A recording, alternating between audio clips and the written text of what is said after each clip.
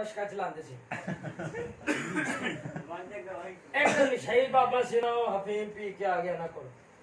कहंदा मैं भी अब्दुल हकीम वाले अड्डे ते जाना भाई ना क्या ये चंगा बंदा टकराया खलोता भी अब्दुल हकीम विच ते कहंदा अब्दुल हकीम जाना एने क्या बंदा कोई चंगा सिर फिरे लगदा ला भी बह जा हुण इन्हें रश्का स्टार्ट किया